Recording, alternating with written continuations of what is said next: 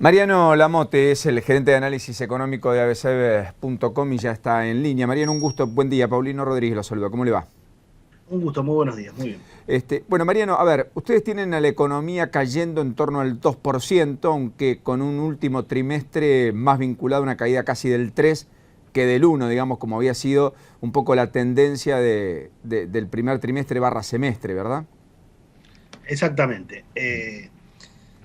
La economía había empezado a caer un poco más fuerte en el primer trimestre, después de las paritarias, algún ajuste normalizada, la situación cambiaria se había normalizado con el tema del default y de que no haya soluciones a los problemas que tiene la economía.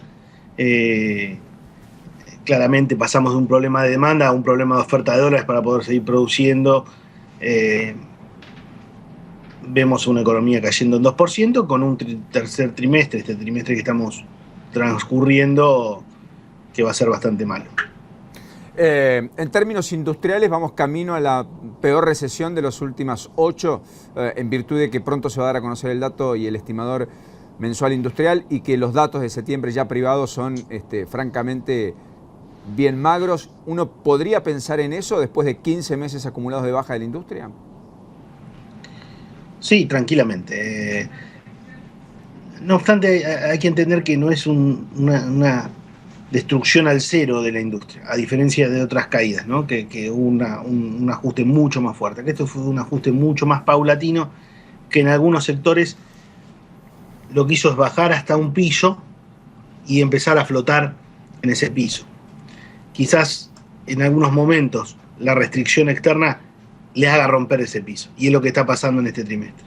Pasó con la industria automotriz había ajustado su producción en el marco de una caída en la demanda. Hoy está ajustando, no solamente por efecto demanda, sino por efecto oferta de dólares y imposibilidad de seguir produciendo. Pasa con la industria electrónica, pasa con la industria del vino, que no puede importar los barriles para añejar el vino, y pasa con muchos otros sectores que muchas veces terminan haciendo suspensiones porque no tienen insumos para seguir produciendo.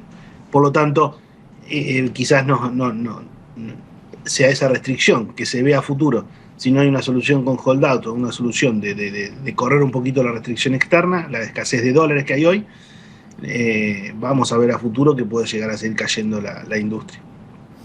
Hoy un título del diario dice que la soja en Rosario está en el valor más bajo desde la salida de la convertibilidad y habla de una soja de 2.200 pesos para el productor por tonelada, que efectivamente, insisto, es la más baja desde enero en términos a precio constante de precios desde enero del 2002. Y estamos justamente en la antesala de la próxima cosecha, aquella que hará llover, entre comillas, los dólares necesarios para el segundo trimestre, campear finalmente la escasez de reservas si es que no hay acuerdo con los holdout, y si lo hubiese y no hubiese inyección de fondos rápido, también va a ser un aspecto que van a mirar con lupa la mayoría de los analistas.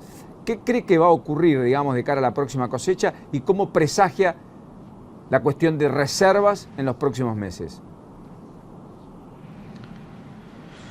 A ver, hay que pensar una cosa. Antes de entrar en default, la soja estaba en $540 o $520. Teníamos un mundo con mejores perspectivas. Hoy tenemos un mundo con perspectivas bastante malas, principalmente por el lado de Europa, lo cual un dólar en América que se aprecia frente al resto de las monedas, lo cual presiona más sobre la caída en el precio en dólares de los commodities. Sumado a eso, cuando uno tiene menores perspectivas de precios, hace menor lo que se llama inversión en tecnología en los cultivos, que implica que vas a tener menores rendimientos. Y en segundo lugar es, en el marco de ya tenemos $120 menos por tonelada que vamos a tener, aún con mismo nivel de producción. Por lo tanto, no vamos a tener un boom de una lluvia de ingresos de dólares. Recordemos que este año, en el primer semestre, con una soja 540, con una cosecha de sojas en 55 millones de toneladas, 52, si queremos poner otra estimación, no tuvimos esa tan mentada lluvia de dólares. Sí logramos estabilizar el mercado cambiario, pero la restricción de las importaciones fue muy fuerte y de hecho aumentamos el endeudamiento y muchas veces no se le vendieron los dólares para exportar. Por lo tanto, la situación del año próximo y de acá a fin de año de escasez de dólares va a ser muy dura. Ahora, en este contexto que usted describe, Mariano, ¿usted entiende que la inflación se va a acelerar como la mayoría de los analistas o que por el contrario este amesetamiento y esta merma en el consumo y esta baja en el nivel de gasto en general de las familias va a hacer que no se convaliden precios y entonces que quizás empecemos a notar una inflación que se desacelere? La inflación no tiene demasiado margen para caer de los niveles. Tampoco, yo creo que el gobierno va a terminar usando un poco el tipo de cambio oficial como algún pequeño ancla, más allá que cada vez pierde más fuerza como ancla, porque uno, al dispararse el mercado paralelo, mucha operación se empieza a fijar por ese tipo de cambio. También un alargamiento de la recesión y una prolongación de lo que es la pérdida de poder adquisitivo. Recordemos que este año las familias van a perder entre 5 y 10 puntos de poder adquisitivo. Eso no es menor y de cara a un nuevo año que tampoco, que van a priorizar más el sostenimiento del empleo que el mantenimiento del poder adquisitivo. No va a haber mucho margen para una aceleración de la inflación, ¿bien? Obviamente, el gobierno hace todo, mete todas las presiones a través de los niveles de emisión que está realizando para que haya más inflación. Y es lo que pasa. Hoy el gobierno tiene una dicotomía, tiene un set de elecciones. Es elegir entre más recesión o más inflación. Esa es la cosa. Pero siempre en los dos es entre cuanto más inflación para un poquito menos de inflación, pero siempre con una inflación elevada. Ese es el gran problema que hoy enfrenta el gobierno al no querer cambiar su esquema de política económica y querer que la economía cambie a su antojo.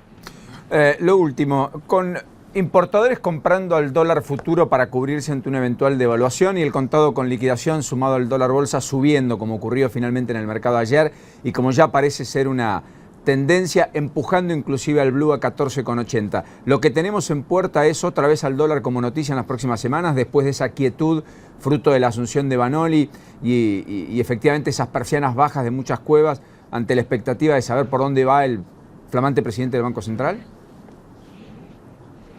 Sí, a ver, lo que vas a ver es ese mercado va a volver a estar presionado. O sea, y más aún cuanto más planchado dejes el tipo de cambio oficial. ¿Bien? Y hoy empieza a parecer que nadie ha perdido desde que apostó al dólar paralelo, ha perdido. ¿Bien? Y ya las tasas de interés de los plazos fijos dejan de ser motivantes, ¿bien? Más allá que están altas y con la resolución de Vanoli, etcétera, de subirlas un poco para plazos fijos, eso ya no alcanza, ¿bien? O sea, todos esperan mayor incertidumbre en la economía. Entonces, mayor incertidumbre, saben que dólar más volátil y generalmente es entre río revuelto, ganancia para pescador si tiene dólares, ¿no? Mariano Lamote, gracias por este ratito. Hasta la próxima. Muy gentil. Termine bien el día, ¿eh? Ahí estaba el gerente de análisis económico de abc.com, Mariano Lamote. Entérate antes. Baja la aplicación de Infobae.